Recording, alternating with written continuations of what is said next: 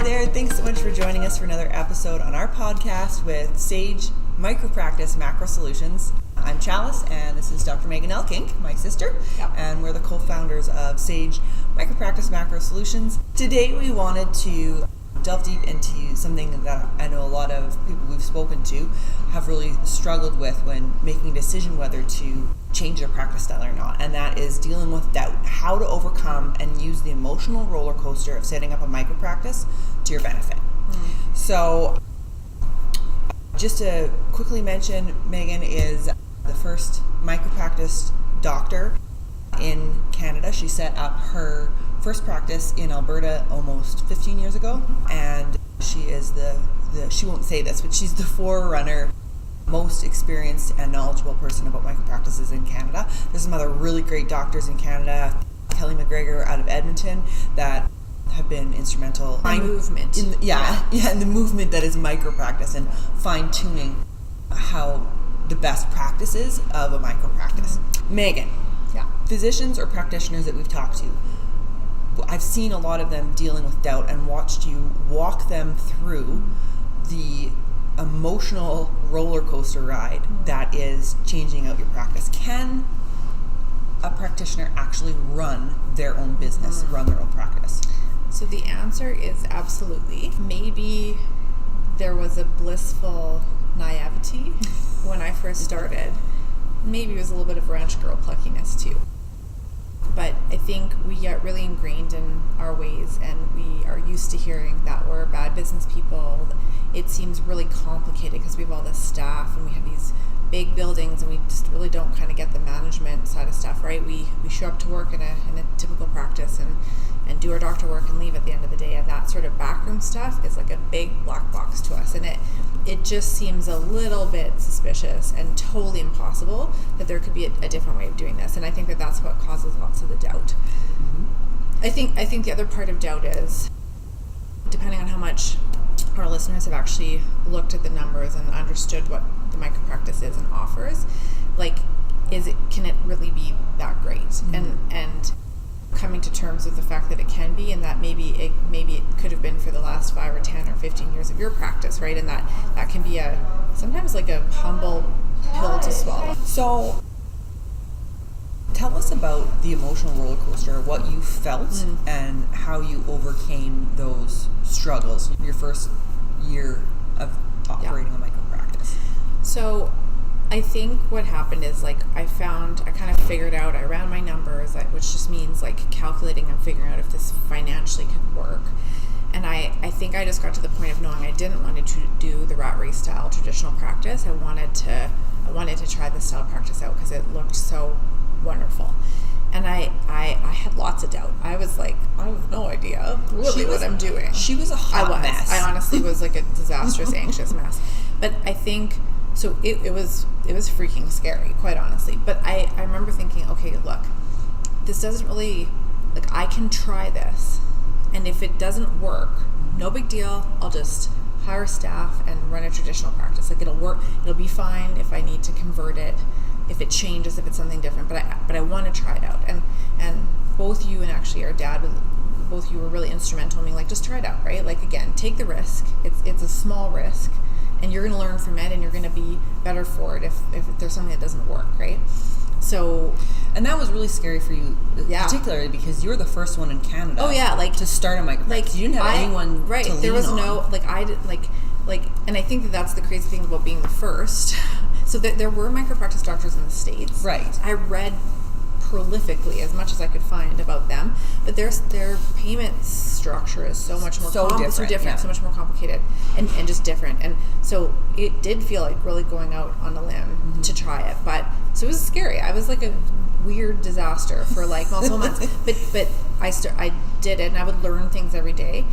And like a couple months in, I'm like, this is working. Like, this actually works, and I have stuff to learn, and I have things to refine, but like, I'm happy, like, I'm not burnt at the end of every day, right? So, and that was with setting up a practice. Yeah, totally. With learning all of it. So. And that's something about why I know you've told me why you're so passionate, why I'm so passionate about sharing about micropractices to Alberta and Canada, about the amount of freedom that practitioners we talk to and that we've worked with feel after they are running their own practice and they have the control that they want back in their life too. Yeah. So big emotions at the beginning. Very big emotions. And dealing with those emotions, like again, the concept of this having been done already, having a blueprint, knowing that it works well, like is so much better, but it's still scary, right? Like when we have helped doctors set up micro practices, even really experienced doctors, it is scary, right? It is a scary thing for them, and it's a bit of a leap of faith, right? And that's we love doing that because we can help them be happy, and we know that they can do this because I do it, right? Yeah. Our group does it. And just to highlight again too the fact that Megan's a full-time family physician in Alberta. I'm a full-time power engineer. I work in Northern Alberta. And our brother, we have a family company, he takes care of all of our IT needs. He also has a full-time job. We do this work because we're passionate about it, and because we see, especially in healthcare, there's so much that's broken in the system. And Meghan came up with a method to provide healing in a cheesy way, but to be able to make the lives of practitioners and patients that much better. It makes medicine sustainable. Yeah. I do think it's a sustainability issue. Yeah. And it's our joy to do it. Yeah. So we're thrilled you're listening today, and we hope that you spread the word about how great a micropractice is. Yeah, and share our podcast. Yeah, absolutely. Please do. A couple other things I just wanted to chat with was, what are some things that other micro practitioners have told you that holds them back from making a change to their practice style? I think one thing is kind of what I talked about before. It's too good to be true. If it was this simple, why doesn't everyone run a micro practice? I ask myself that question not infrequently. On the other side of things, I think, why aren't more people doing this? So I think that's just part of it, and I think there's that psychology that, especially if you're not a new grad or pretty early in practice doing this, if you've been working and somewhat miserable for multiple years and you see that this is an option, you are admitting, there's a humility and a hard part of it to be wait, I could have been doing this better and enjoying my life more and having happier patients and practicing better medicine for all those years, and I just didn't know about this, or I didn't know there was another way, right? So that's one big thing, hurdle that I think happens. And is there any other areas that have really, emotionally, or the doubt that's held practitioners back from starting their own micro practice? Okay, so I'd say another really big one is this, so not just the financial fear of this is too good to be true. I can't possibly run a practice financially successfully in this different way. And by that she means, again, a micro practice is a low overhead, so less overhead, less costs, and a lower patient volume, meaning you don't have 2,000 patient load, you have 800 patients, and you spend a half an hour to an hour with each patient. If that's what they need. Crazy. I know that sounds crazy to you right now. So if you are questioning and you want to learn more about what a micro practice is, please follow the links below. We've included some more information that you can get from that. But so one of the others, so the financial piece is one part of it, but a lot of docs, because of how much paperwork we do, particularly in family practice and in traditional practice, when you understand, if you have a staffless or a low staff clinic, who's going to do that paperwork, right? That's me, right? And you think, I can't do any more paperwork. I don't have enough time to do the paperwork that I'm doing now. It is so much better paperwork-wise. An example, after running my micro practice for 8 years, I was transitioning and I did a 3-month part-time locum.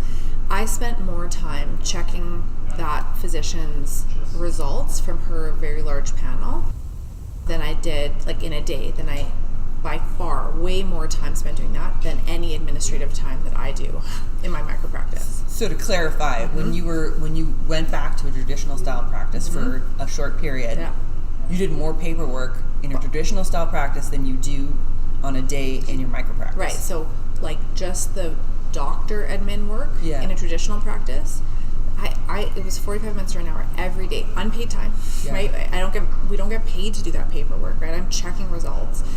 I spend 15 to maybe 30 minutes on a busy day of doing all of my doctor paperwork plus any non-specific doctor admin work in my micro practice, right? Wow. And it's because you use tech, you know your entire clinic, you automate things. Like there's just so many tips that get you there. There's so many tricks that get you there. But I was like, oh, this is horrible. I totally forgot. It was actually a good locum for me to do because I was like, I had no intention of doing it long term, but it really solidified, like, this is awful. Like, how do people do this, right? So, yeah. Interesting. That's a big fear. So, again, any micro practice that's out there now, it's not that there isn't paperwork. We're always going to have paperwork, but not only do you have less of it, but you also have total control over it. So you're not depending on someone else's floor process to get you the paperwork you need to do. You can decide, I'm going to do this paperwork differently and make it more efficient, and you just shave 10 minutes off your day, right? Yeah. And that happens forever. Yeah. So, wrapping up, is there any advice you give for practitioners who are thinking about coming and trying or learning more about the micro practice style, but they're having those feelings of doubt? What would you tell them? So what I would tell you is you have a community in Alberta and in Canada of micro practice doctors that are proof to you that it works, that you'll be happier, that your patients will be better taken care of, and that they will be happier. You have proof, and you're not alone. We have all felt that. We've all gone through it, but those fears get very dismissed or taken care of when you get into it and you start actually practicing micro practice style, and then it's just joyful. Not every day is perfect. There are days that I'd love to have a medical office assistant, but you look at it and it's a wonderful way to practice. I could do this easily into my 60s and 70s, truthfully. Yeah, absolutely. Well, thanks so much for joining us today on this edition of Sage Micro Practice Macro Solutions podcast edition. Again, click below for some more information about what we can help you out with and what we can offer. And of course, please join us again on our next podcast.